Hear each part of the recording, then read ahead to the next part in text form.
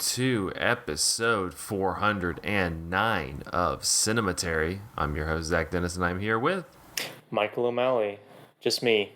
Rockin' and Roll. We're doing just the two people podcast now, I guess. We have if you're watching on YouTube, the much more intimate screen. You're just getting more into, our minds.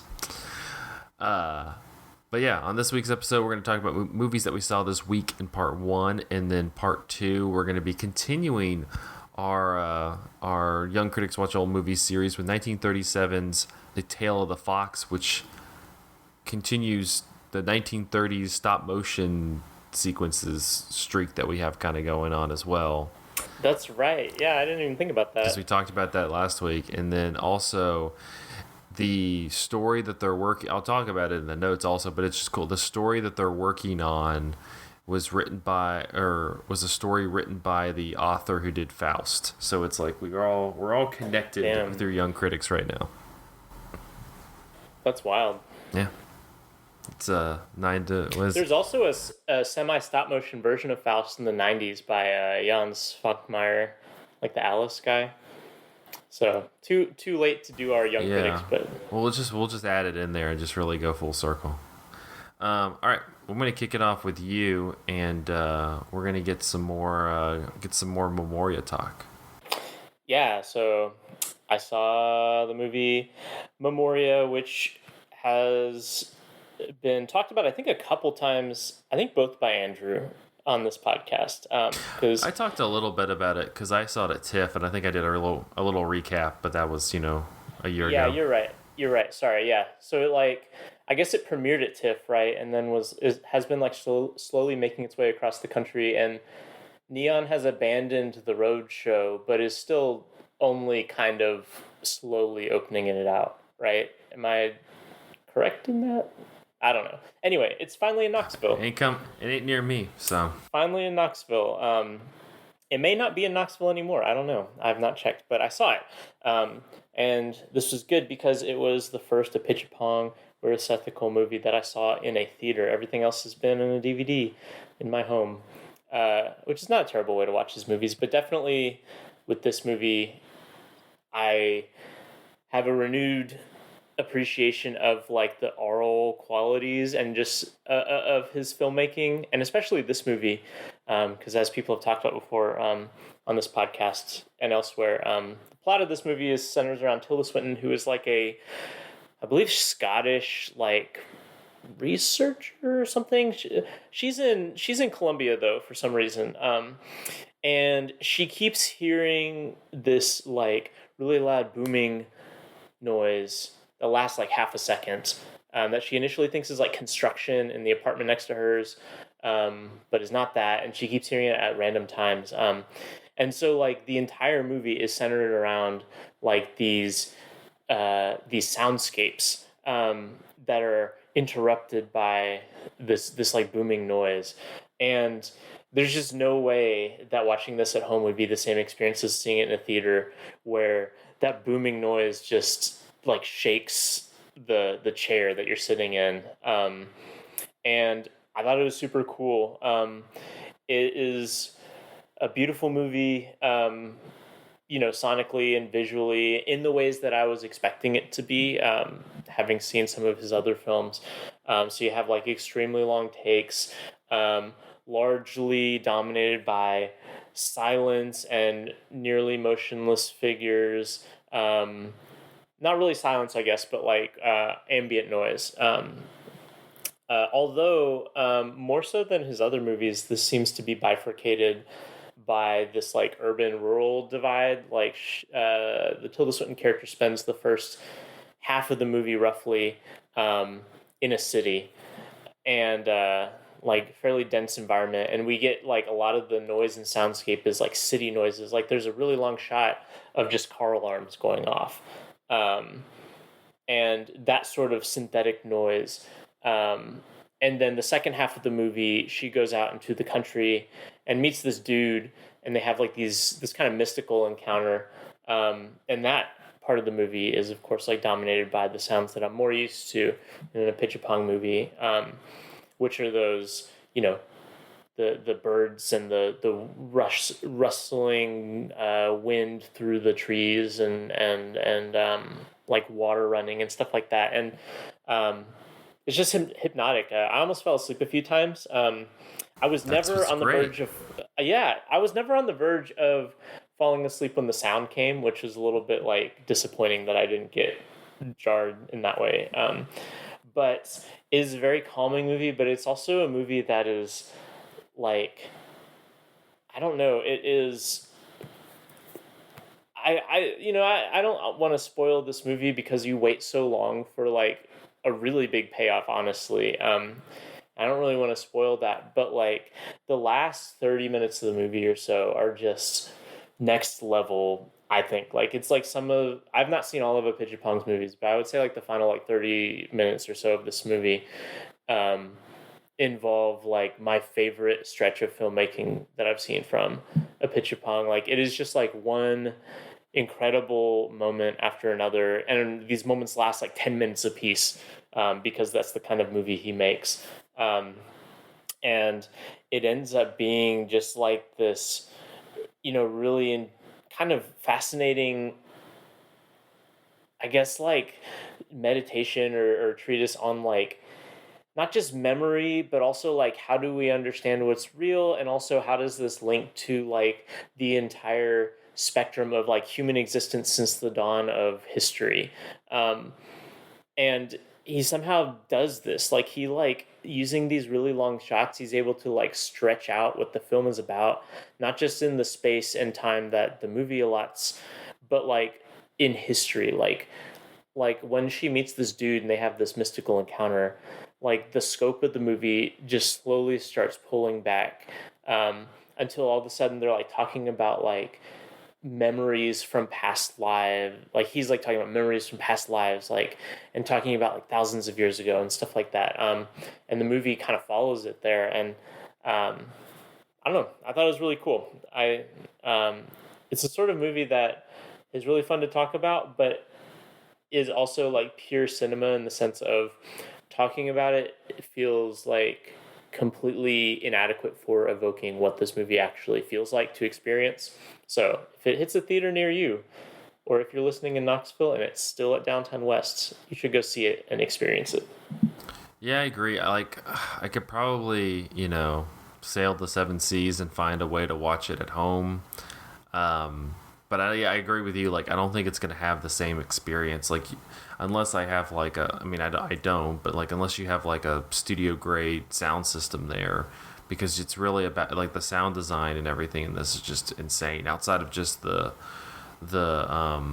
we talked about it last week, Andrew and I did, but outside of just the sounds themselves, also just like little things, like you just pick up little noises, not even like car alarms and things, but like just like little things. You'll hear birds, chirping and rustling. You'll hear like chairs moving, like everything is just still quiet. And then this sound is amplified, and so you kind of need like a nice sound system to watch it, and it doesn't really feel worth it to be at home. You kind of need to be like in a theater, and yeah, it's one that I struggled, even that it struggled to talk about, but I also struggled to like write about it after TIFF, because I'm just like what are you supposed to say? How are you supposed to Yeah. string together words about this? And so I wouldn't go read. I don't remember what I wrote, but I just remember being like, I don't like, that was the most struggle I had. I was like, this was my favorite movie from the festival, but also I don't know how to just put words together to describe what it was like. Right. Well, and also, like I said, like especially like toward the end of the movie, there's just several like curveballs that the movie throws at you that just, it feels like it just like blows the movie wide open, like in ways that at least I was not expecting. Um, but yeah, it's worth seeing, I think. And it like seeing it in a theater, like, and the fact that like you really need to see it in the theater, it makes it all the more like aggravating that the release, like the theatrical release of this movie, has been so opaque. Oh yeah. um, because like I understand the impulse of wanting to kind of force people's hand to see it in the theater, but I don't understand that like making a kind of choke point where you can only see it in one location at a time, which I think they've abandoned at this point. Again, like I'm not sure, but at first that seems so misguided for a movie that is so critical to see in the theater. Yeah, and that's why like I take shots at Neon, but I'm just like, no, it was a stupid. I'm like I said last week, like if a Pitchapong was like, hey, we should do this, and they would be like, yeah, okay, and then somebody's like, no, we're not gonna do that. Like, come on, come on, like why would you do that? Because yeah, I think it just limits. I don't know. I don't think the like this is the only time you can watch it, and that's gonna drive people to it is necessarily gonna work nowadays. I mean, like movie people like us will go see it, but like it's how are you going to attract people who may, I think there's something to having it there for a minute at like a theater so that you catch those people who are like, I'm just going to go see a movie, what's this? And so I don't know, I think it just did a disservice to the movie because you're not going to play it much in theaters and you're not going to release it on like Blu-ray or something. Then how like are you expecting people to watch it? So what's the point? It's good though. If you get the chance, listeners, you should go watch it. Yes. All right. Well, talk to us next about a Mad God. Mad God, yeah. So on a much different, like maybe the most different movie possible from Memoria is Mad God, which is like the passion project by Phil Tippett. Who is a person that I have seen his works before, and you probably have too, because he did special effects for the original Star Wars trilogy and RoboCop and a bunch of those like really iconic 80s movies that have like models and stop motion like composite shots into live action. A lot of those kinds of movies he's had his hand in. He worked with like Industrial Light and Magic and DreamWorks and things like that. But to my understanding, it's my understanding that he's never actually directed a feature film prior to this. Maybe he has. I don't know. I'm looking at his filmography and well, anyway, what the important thing is, this has been like a passion project for his for decades. Like he's been like slowly tinkering on this movie Mad God for decades, which he has finally completed and now released. And Mad God is this like dystopian movie that is like primarily stop motion. There's a little bit of live action in there, but like it is like 90% stop motion that involves like, gosh, it's so hard to describe what it involves. It basically opens with the Tower of Babel from the Bible. And then like, where you see like God descending on this tower that humanity has built out of its like arrogance of like trying to reach God. And so God like smites the Tower of Babel, right? And then, so that's like this like 2-minute intro or something like that. And then it switches to this like dystopian, like future looking thing in which there's just this huge swarm of like weaponry and artillery just shooting at this like dive bell that's coming out of the sky. And what it ends up being is inside the dive bell is this dude who you never see his face. He's just got glasses on and like a gas mask and stuff. And he's got this briefcase. And what he does is he keeps descending through, like past the artillery, down through like all these strata of society that I suppose is meant to be like thousands or millions of years after like the events of the Tower of Babel. And like what seems to have happened is that God was not able to completely squash like human ambition with the Tower of Babel, and like humans just kept layering on things in their society and like evil stuff until like it's just this like gross mutated world. And so this like assassin guy is trying to go down and like plant a bomb to blow up the human world. And that's kind of like how it begins. There's no dialogue, so this is all kind of like inferred. The big thing that you'll notice seeing this movie is just that it's gross. It's so gross.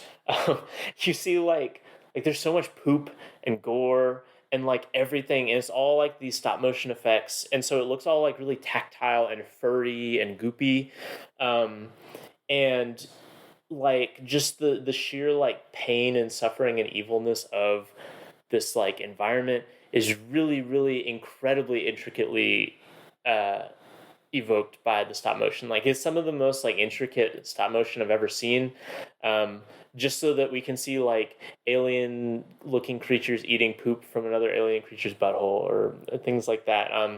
And so it really like just immerses you in this world of suffering and disgust. And there's stuff that like the thing that I described to you is like the first third of the movie, and the movie kind of is disjointed, which I think is the case because it was made in little segments and chunks in fits and starts over like 30 years.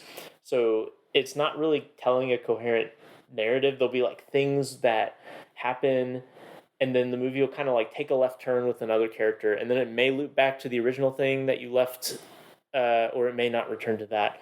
And so really this is less about like the plot of what happens and more about just showing you iterations of this idea of, okay, there's like these hierarchies and layers of suffering in the world that need to be destroyed, and this there will be things that try to undermine or destroy this like suffering and squalor that are often like unsuccessful, just like God at the beginning trying to destroy the Tower of Babel. Like it's like this endless cycle of there is um, there is like suffering and exploitation that is attempted to be ended, and then it just doesn't quite work out.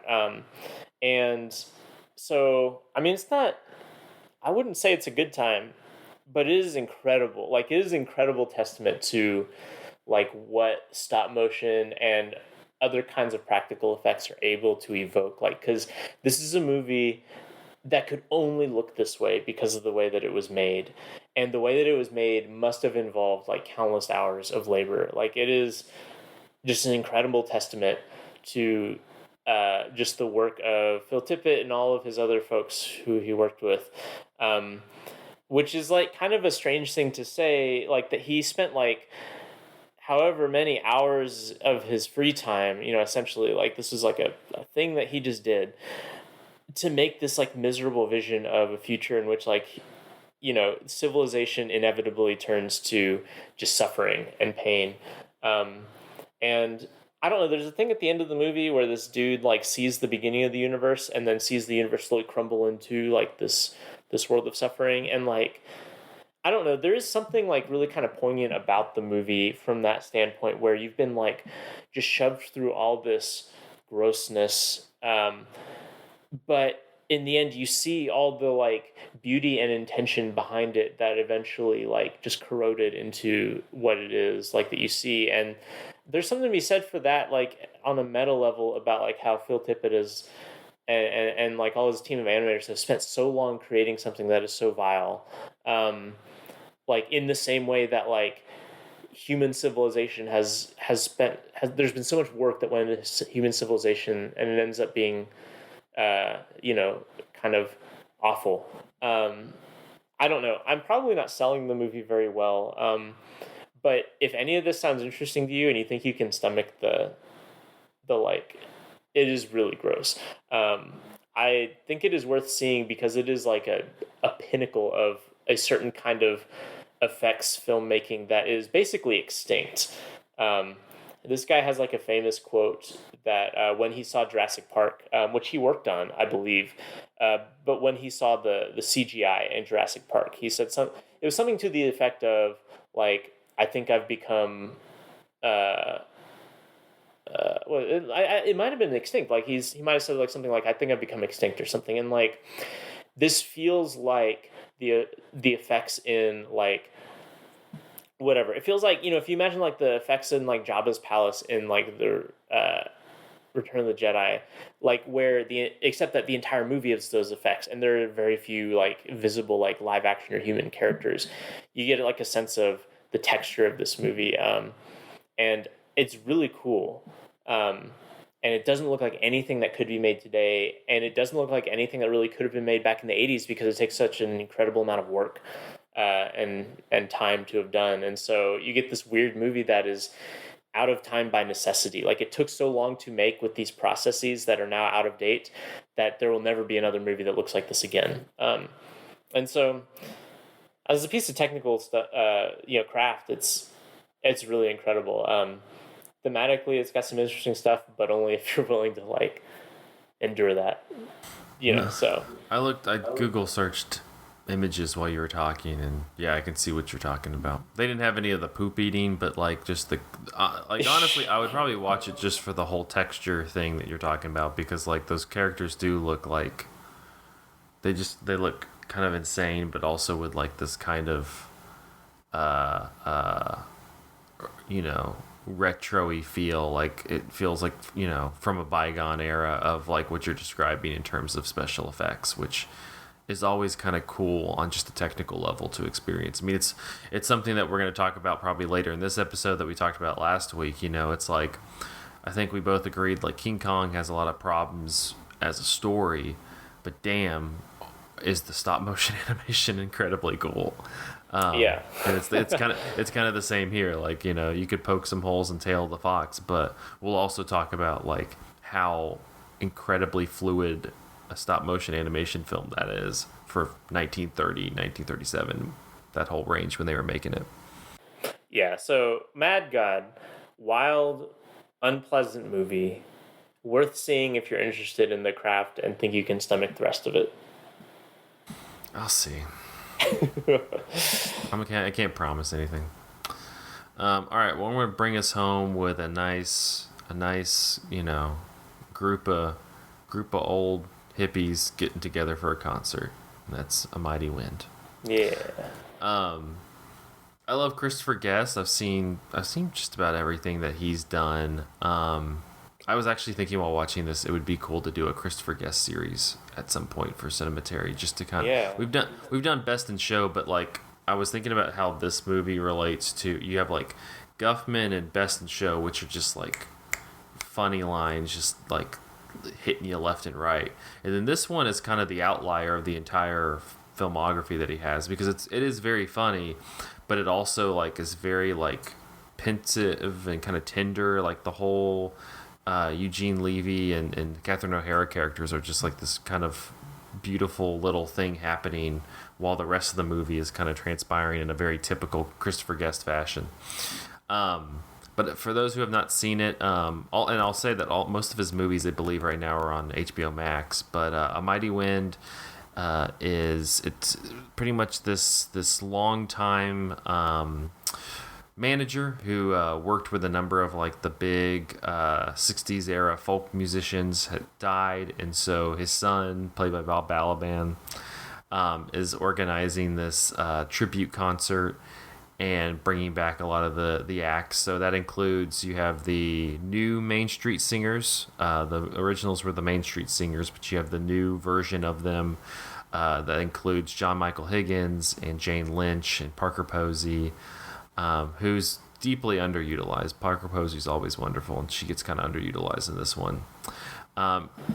Almost always underutilized in all of her films. No, she's the best part of Guffman, because talking about the Dairy Queen. But we need to like just give Parker Posey like a free check at some point. Just let her do stuff.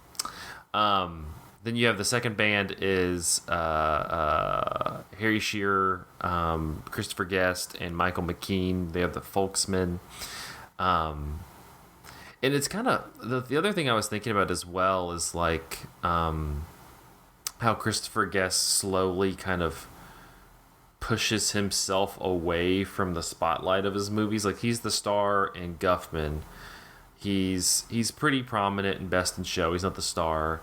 This one, I mean, they're there for a lot of the time, but they're kind of off to the side. And you would think that they would get a little bit more play just because it's Spinal Tap pretty much, but they're folk singers.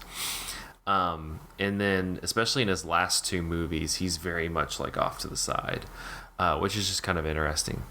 But yeah, so you have the three of them, and then the last duo is Eugene Levy and Catherine O'Hara, who are Mitch and Mickey.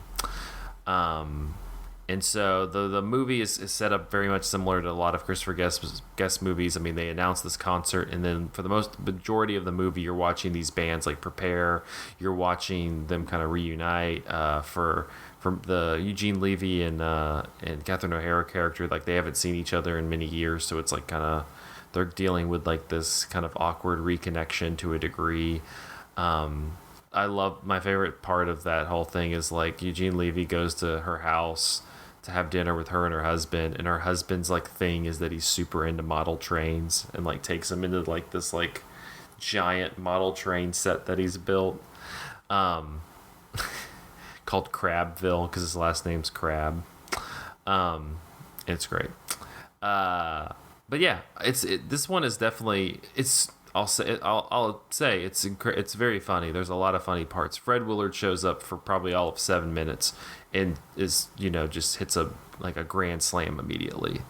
If you have not seen the clip of Fred Willard introducing his character in A Mighty Wind, I would go to YouTube right now. Like I would pause the podcast and go to YouTube right now and Google and search for Fred Willard A Mighty Wind and watch his introduction, which is quite honestly one of the funniest things. Where he is like working at like 150 speed and just tossing stuff out. It's like honestly like watching a Marx Brothers routine. It's incredible. It's just incredible. But it's not. It's less funny like beat by beat funny as the other movies. But I think it kind of has. I say it's an outlier compared to his others because it really does have like this tenderness to it. I think it probably contains one of the more poignant and powerful sequences like in any of Christopher Guest movies at the end when they're having the concert and Mitch and Mickey, the Eugene Levy and Catherine O'Hara characters go up to sing, and they play this song where famously they would kiss at a portion of it, and it's like this just kind of they've been going through this kind of whole journey of reconnection and kind of finding themselves once again after really not being engaged in the folk scene for so long. But two, it's just kind of also kind of reestablishing a relationship, and it's just this really like the song itself is great, and it's just this really tender sequence where all the the other musicians realize, oh, this is that song, and so they like go up and are like placing bets to see if they're gonna kiss or not. And honestly, all of the Christopher Guest movies usually end with like an epilogue where they like check in with the different characters and stuff. And this one, I'm frustrated that they had it. One, they kind of have this deep, kind of unfortunate transphobic joke. But two, it kind of sucks the air. Like it has like that sequence between Eugene Levy and Catherine O'Hara is so nice, and then they have like everybody go up and sing at once. And it was like that seemed like the natural way to just kind of end it. Like that seemed the natural way to end it. But instead they like spend a couple more minutes doing the epilogue thing. So yeah, I don't know if you've never seen any of Christopher Guest movies. I don't know if I would recommend this one off the bat. I would probably go with Guffman, Waiting for Guffman, or Best in Show.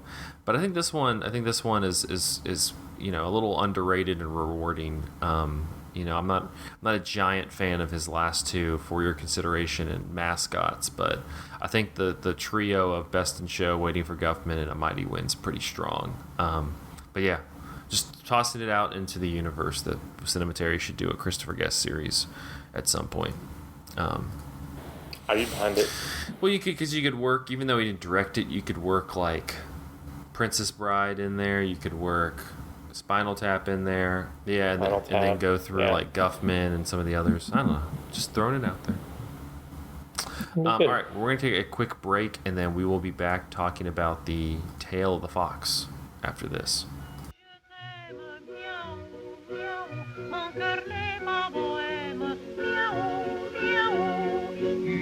Tu sais qu'il t'appartient, donne-moi le tien. Ce soir au clair de lune, miaou, miaou, dans l'ivresse commune, miaou, miaou. Je veux le crier sur les toits, je n'aime que toi.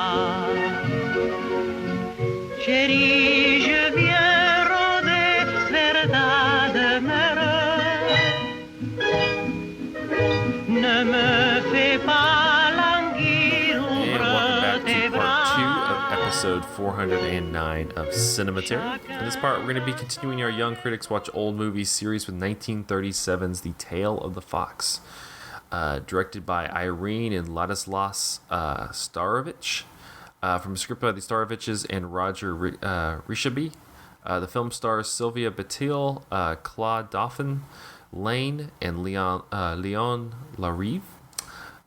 In the kingdom of animals, the fox Renard is used to tricking and fooling everyone. Consequently, the king receives more and more complaints. Finally, he orders Renard to be arrested and brought before the throne. Although the animation was finished in Paris after an 18-month period, 1929 through 1930, there were major problems with adding a soundtrack to the film.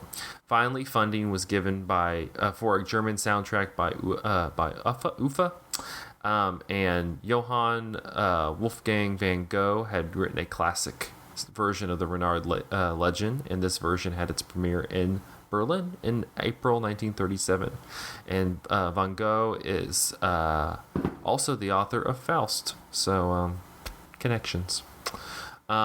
Released 8 months before Walt Disney's Snow White and the Seven Dwarfs, it is the world's 6th ever animated feature film and the 3rd surviving animated film, as well as the 2nd to use puppet animation following the New Gulliver from the USSR. The film was released in France with a French language soundtrack in 1941, and this is the version which is most widely seen.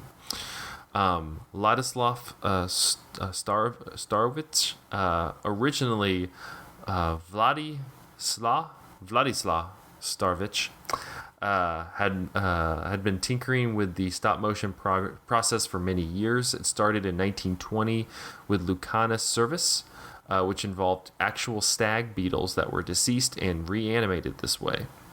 His most popular effort, though, was a previous Cinematary episode from 1912 with Cameraman's Revenge. And then after doing 10 or so of these little films featuring insects and other animal and human puppets, he then moved successfully into directing live-action features as one of the major players in the early booming Russian film industry. His career was cut short in 1918 when many involved in that industry suddenly discovered that they were on the losing side of the revolution. Eventually, he settled in post-war France, changing his name to the much easier to pronounce Ladislas, and setting up a new studio of his own dedicated exclusively to puppet films. Reynard the Fox is one of the oldest talking animal fables. 3 of the earliest written versions, known as Aesgrimus, aka Reynardus Vulpes by the Flemish poet Nivardus, in Latin around 1150, Le Roman de Reynard by Pierre St. Cloud in Old French around 1170, and Reynard Fuchs by Henrik der Glickenzahr in Old German around 1180. But all are acknowledged to be based on the then well-known peasants' folk tales. William Caxton's English translation of 1481 is one of the earliest printed English books.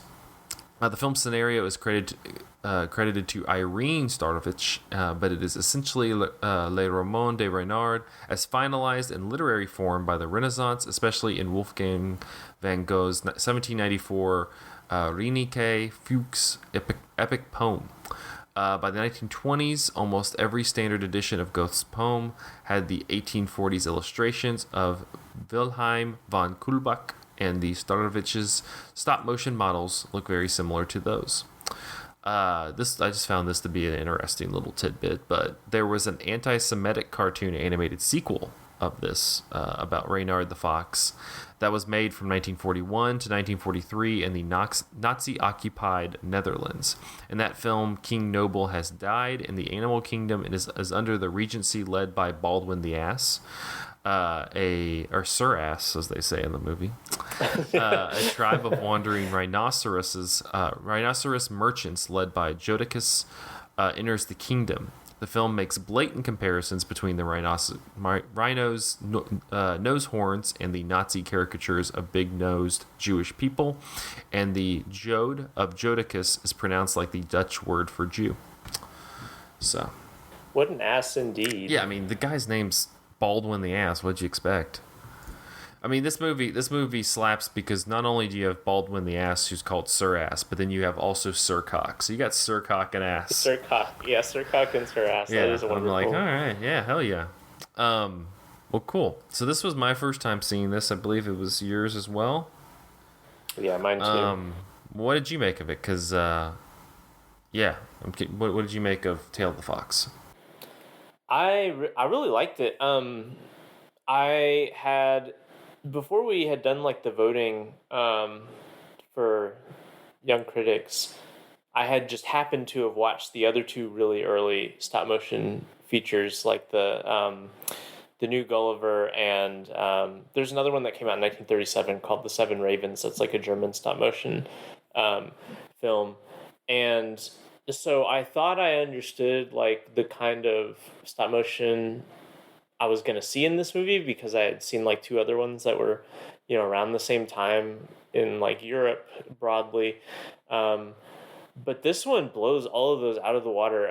I was really shocked and like impressed by how incredible the animation is in this movie. Like, it is very smooth and extremely detailed, but not detailed in a way that like makes it hard to follow. Like, it is like an exceptionally done movie, and even more impressive when you consider that all the animation was done in the early 30s, which would make it like far predate any of the other like puppet, like stop motion animated films that came out, technically around the time that this came out. Like, so this is like really like top notch stuff. And I mean, I think that it holds up to a lot of like most stop motion, like through the decades. Like, it, it's in black and white, and you can tell the film grain's old. But were that not the case, like, I think if this had come out in the 80s and you had told me this was a stop motion film from the 80s, I would have been like, okay. Like, it's one of those like amazing instances of like the first of its kind, which I realize that stop motion animation had been around for decades, but the first feature film of its kind ends up being like this huge like technical high watermark that I think is I've only rarely seen stop motion that's better than this. I was just blown away by that the whole time. I also thought it was really funny. I thought it was a funny movie. It's super funny. Yeah. Reynard's kind of a dick, but it's funny. Yeah. Well, because everyone else is also kind of a dick too. Like, you have the Lion King, and the Lion King is like, hey guys, nobody's eating meat anymore, except the king will sometimes get meat. So everyone's like, wait a minute.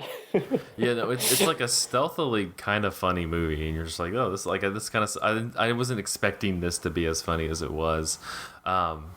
It's interesting. Also, I agree fully with you on like just the technical level, like the way that you get some of that, just the fluidity and the flow of like how the characters move. Is incredibly impressive. They had like this. You have this sequence early in the film where Reynard is like, he's like gotten the wolf's tail stuck in the ice, and so then he's like he's like running to different towns, letting people know there's a wolf out there.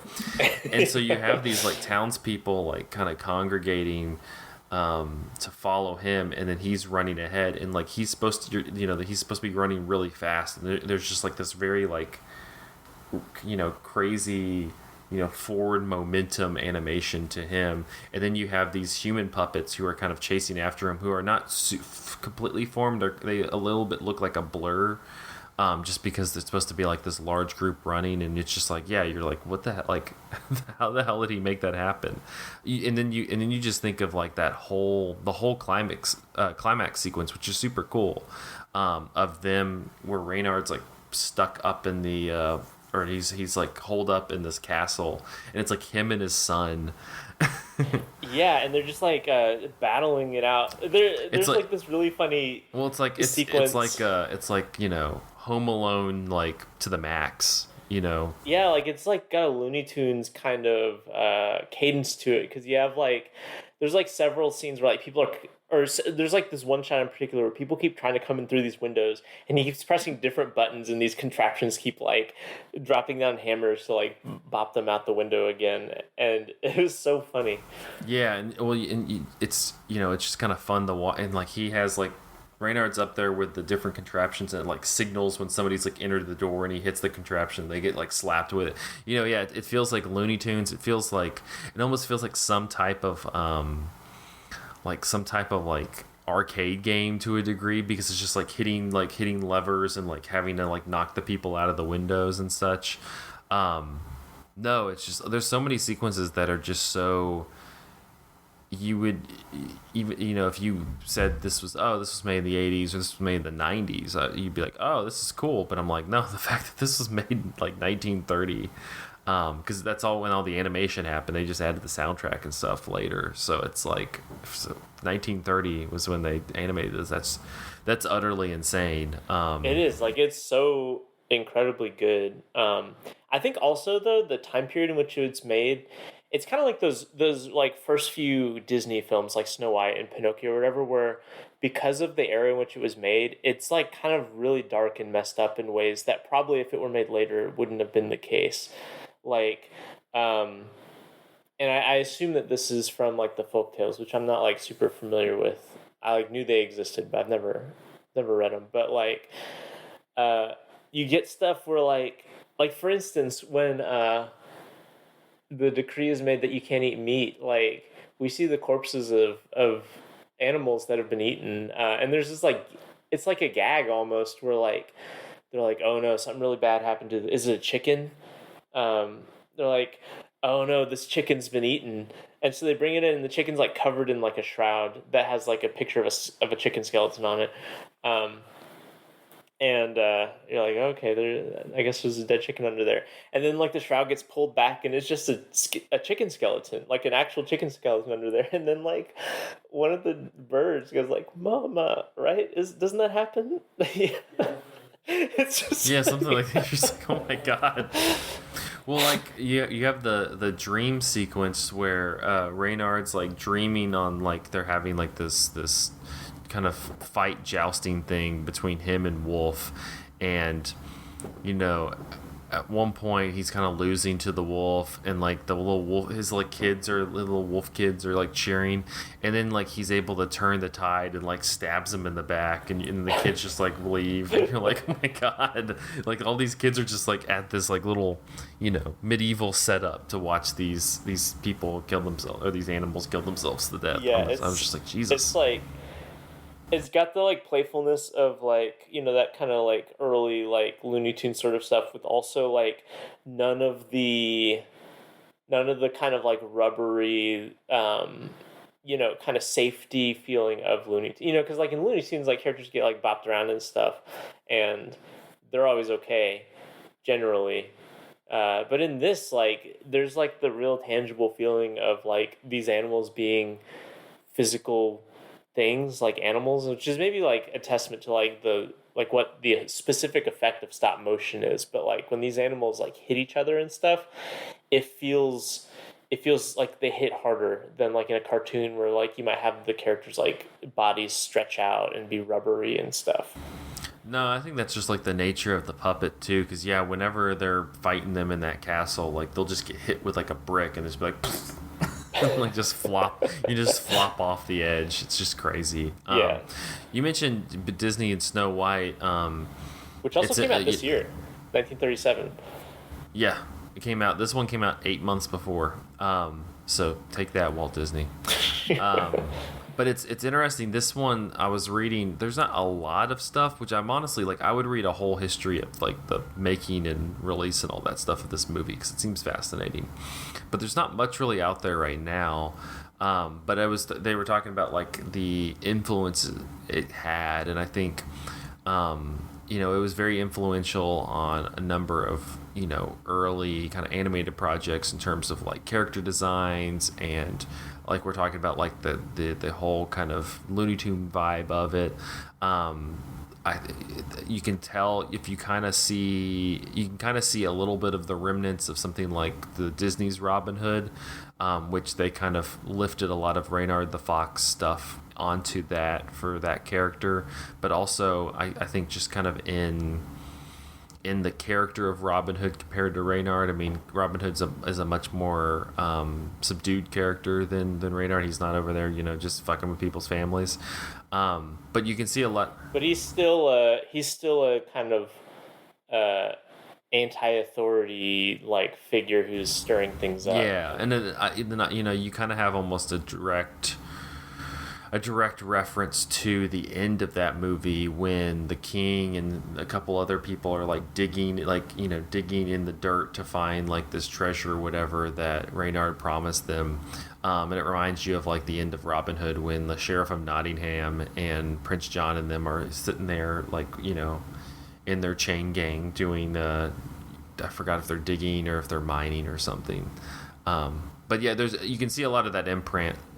Or I was just wondering if you saw any of that imprint in this movie. I hadn't thought about that, but now that you mention it, you're right. I mean, like the really obvious thing is Fantastic Mr. Fox, which is like the other stop motion Fox movie. And I would be shocked if Wes Anderson hasn't cited this movie anywhere. Yeah. He would have to, and that's the one I also saw. A lot of Letterboxd people were saying like this is like a 1930s Fantastic Mr. Fox, and you're like, yeah, but this is kind of dark. Yeah, I actually, on that note, so you shared an essay with me that I read a little. I'm not gonna like remember all the details from the essay, but it's an essay by someone named Julie McGowan or McCown. I don't know. I'm sorry, Julie. McCown, I think. But anyway, it's called Animating the Corpse, the Sutured Hybridity of Animal Puppets in Ladislas, which is the Tale of the Fox. And it's about a lot of things, but one of the things it's about is how the animals in this movie, like their relationship to real live animals. And there's a not insubstantial part of this essay that's comparing that to what Wes Anderson does in Fantastic Mr. Fox. And one thing that the author of this essay talks about is these animals are like, we're constantly being called attention to the fact that these are like living animals, right? They're like almost like taxidermied animals brought to life, because you have like the skeletons that we see, and like there's a lot of just the way that it looks. A lot of these animals were made with like actual furs and stuff. Like they're not actually taxidermied animals, but in terms of how the puppets are made, it used some of them used animal fur and that sort of thing. And so there's like in terms of like the tactile feel of this movie, and like in terms of like how this movie frames the bodies of these animals, they're anthropomorphized, but it's also highly foregrounding like the animalness of them, which is something that, like, compared to Fantastic Mr. Fox, where there is like an animalness about them, they're much more like made to be genteel, and there's like kind of distancing element as well. Like, so when an animal dies in Fantastic Mr. Fox, the little X's go over their eyes and that's it, right?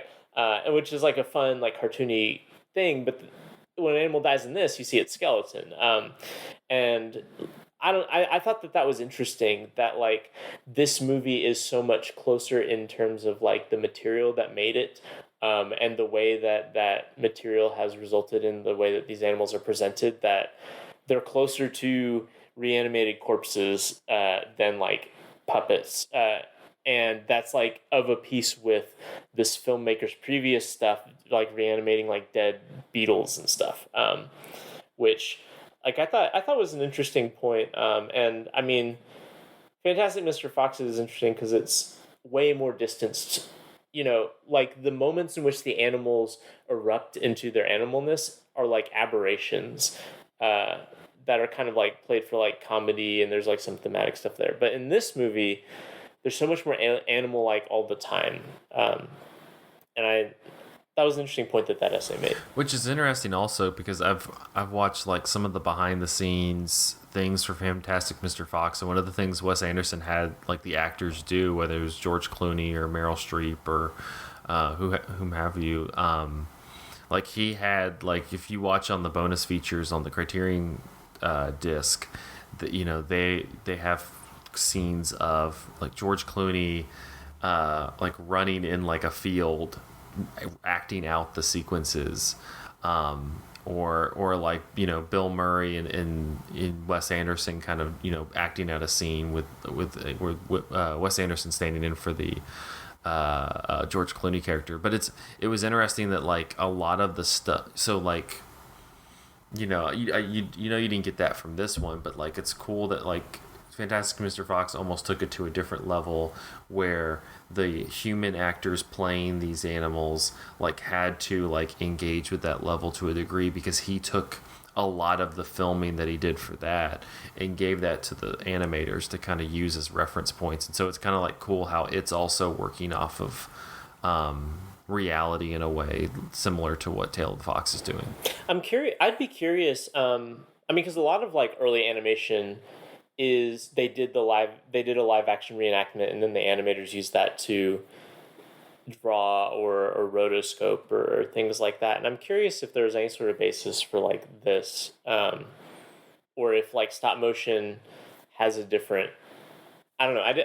I know so much less about like the production techniques of stop motion than like drawn like cell animation. And I think the reason for that is just growing up, I would watch like through the credits on like Disney movies, and they'd have the little like featurettes or whatever, and those are of course all hand drawn. And I know comparatively little about like how like early stop motion was done. But I would be curious if there was any like real life like live action references beyond just like, oh, I want this to look like a beaver, and so we're gonna make there a beaver. Might be, because I mean, even for the hand drawn stuff that Disney had somebody who they had an actress come in to be play Tinkerbell parts, and they had an actress come in to play Alice in Wonderland parts and Little Mermaid. Like they would, I don't know, well, maybe not as far back as or far recent as Little Mermaid, but I mean, yeah, but for definitely like Alice in Wonderland, Jungle Book, things like that. Like they had actors and actresses come in and like act out the stuff and also give them like a reference of how to kind of make the character look. Right. So I would be. That curious. might just be standard. It's also interesting too.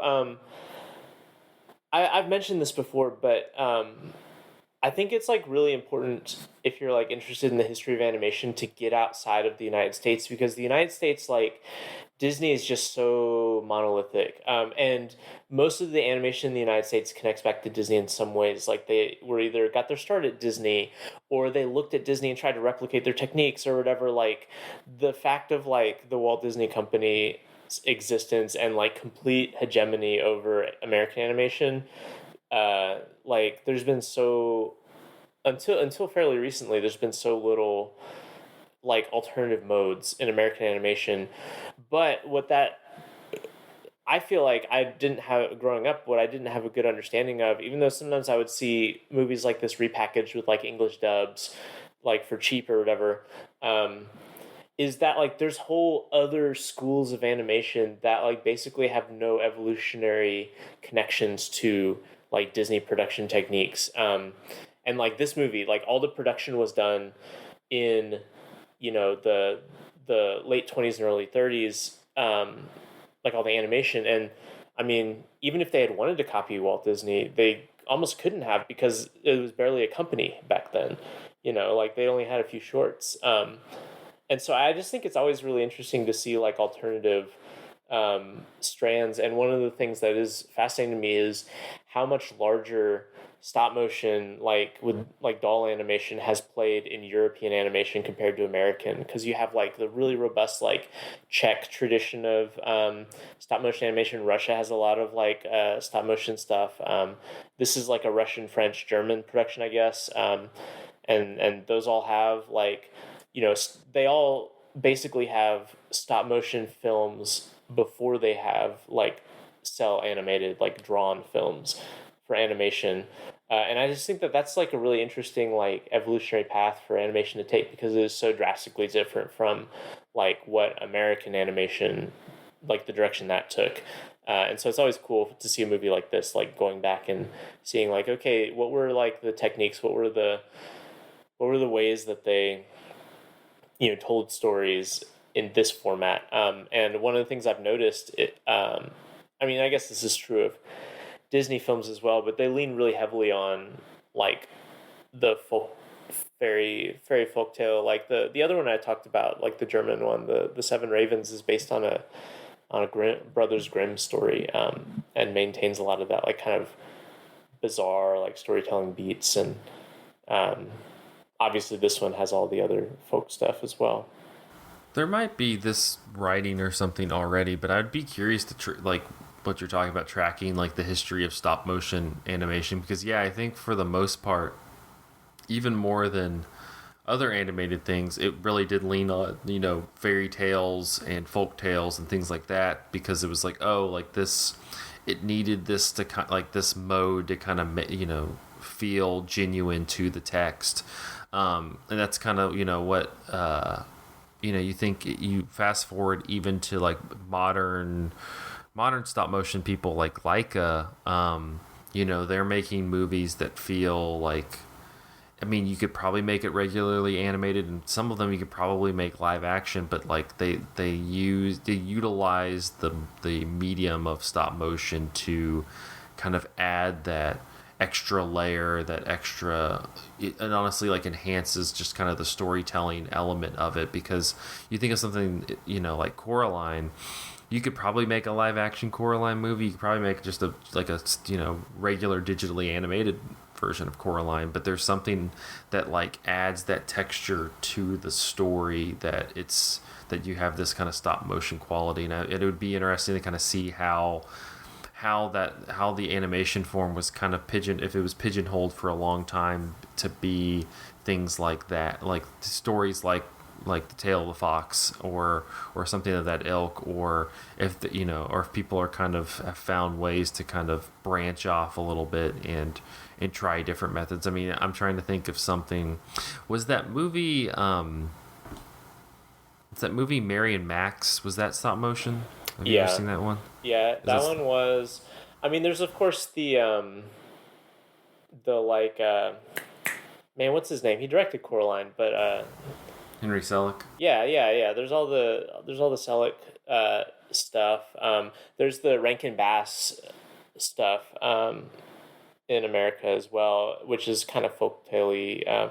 I think thinking about the actual techniques. I mean, the thing about drawn animation is it is complete control, right? Like, and you are allowed like this like level of fluidity and control over what it is that makes it very conducive to telling these kind of the stories that Disney tended to tell, which are like very pure, very like musical stories.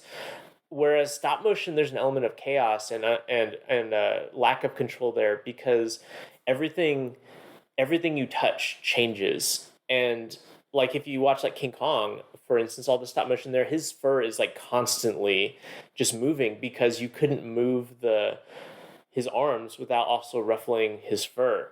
And I think a lot of stop motion has that feeling of being like on the edge of like the movie losing control of itself. And that's like a very particular thing about stop motion that I think makes it harder to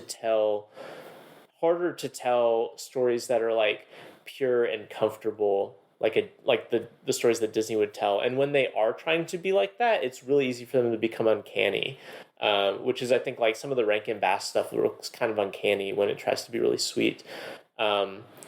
And so you have like, it feels natural to tell these kind of macabre and bizarre folk tales, maybe, instead of maybe a more modern kind of like a story with like, I don't know, the kind of purity of like a Disney movie. Maybe that's not true, but that's I'm just kind of wondering, because I'm thinking about like the example of some of the some of the non-Miyazaki Ghibli options compared to like Disney. Disney even now still is like very like engaged in like the fantastical level. It has to be kind of like that, and I just think about how just so like wonderfully animated and had to be animated films that Ghibli's made, whether it's Grave of the Fireflies, whether it's Only Yesterday, things like that, where like again, like that, those could have been live action movies, but like the decision to make them animated kind of also added this extra layer to it and kind of pushed the boundaries of it. Doesn't, like, animated movies don't have to just be, you know, just fantastical fantasies and folk tales and fairy tales and things like that. Like, you can also tell, you know, real, you know, human reality-based stories, but use the medium to kind of add this element of fantasy to a degree. You know, I think of like sequences in both of those movies where it's still engaging with the, you know, the reality of the situations, but it also kind of adds this level of fantasy that animation allows, that kind of enriches it. And I just wonder if I guess I'm wondering if stop motion has been able to do that, or if, like you're saying, it's kind of stuck in this mode because that just seems more natural to the mechanics of how you create it. Yeah, I don't know. Like, I mean, there's been films like Anomalisa. That was, I mean, that mostly could have been live action, but there was something about like the 3D printed puppets in that movie that, again, like, there's that kind of sense of the slightly like uncanny, and there's of course like the whole scene where they like take off their mask, and that's really unsettling. And I guess you could have done that as a special effect in a live action movie, but having them as puppets and then kind of removing the like human texture from the puppet, like that's something that is very specific to stop motion. Like the kind of the way you can peel back the puppets because they're physical material, as opposed to, you know, it just being an effect in live action or in a drawn movie where, well, everything is drawn, including like whatever you're saying is breaking the medium, so it doesn't have that same effect. I don't know. But yeah, you're right. I guess there's not been, I don't know, I'd have to think about stories that are like not like fantasy on some level and are stop motion. Yeah. It's just, you know, it's always interesting to see, especially animated movies of any form, kind of tackle that stuff. I don't know. I mentioned Ghibli, but there's a gazillion other examples. There's a bunch of other examples as well. Again, if you kind of break from like the Disney mold, but yeah, it would be interesting if Disney would like take the creative freedom to, you know, initiative to kind of make one of those types of movies, but it wouldn't make any money. So yeah, if Disney is sitting on the largest pile of cash in history, and they're making the most conservative aesthetic choices of their history as well, and it is driving me crazy. That's a whole nother rabbit trail. But if you're gonna control everything, why don't you like, I don't know, use your power for at least a little bit of good, or at least it doesn't be good. Just, you know, make it a little interesting. right? So, where are our treasure planets and Atlantises? we want them back. Any last thoughts on Tale of the Fox? This movie's good. I watched it on YouTube. I don't know how you watched it, but Yeah, no, that's probably the only way you can watch it. Is there's a really nice cut of it. It is really nice. It's one of those where it's like Tale of the Fox best version. Like, I think that's what it's called. And it's a great version. The one that I watched, and it is a good version. It's like I was prepared for it to be really muddy and not awesome. But it's good. I would recommend people watch it. It's an hour. Like, I mean, it's not.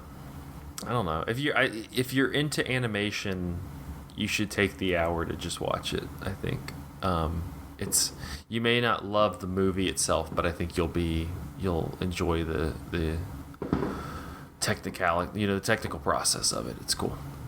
Well, nice. Well, that'll wrap up this episode of Cinematary. You can find us on Facebook at facebook.com/Cinematary, on Twitter and Instagram at handle @Cinematary, and on Letterboxd at letterboxd.com/Cinematary, where you can see all the movies that we talked about in this episode. If you would like to support the podcast, you can head over to patreon.com/Cinematary. We got a $1 tier and a $5 tier, whatever you would feel like you want to give, and you can do it like a one-time thing. You can do it per month, whatever. We're always happy to kind of see support from our fans, and we'll take whatever you got. But thank you to our patrons: Cam, Chad Newsom, Corey Willingham, Candace Sisson, Ron Hayes, Teresa Marsathi, Titus Arthur, and Tyler Chandler. Thank you so much for your patronage. Next week, we're going to be continuing our Young Critics Watch Old Movies series with probably my favorite out of the whole thing. Like, I saw this movie for the first time, I think it was last year, and I was like, this movie slaps. And that is The Treasure of the Sierra Madre from 1948. This movie does slap. So goddamn good. It does indeed. So we'll be back with that. It's, if you want, like, seriously, like, go to HBO Max and watch it. Like, it's like one of those where you're just like, this is a movie. I don't know. It is a movie, and a good one. But until next week, thank you all for listening. We'll see you then.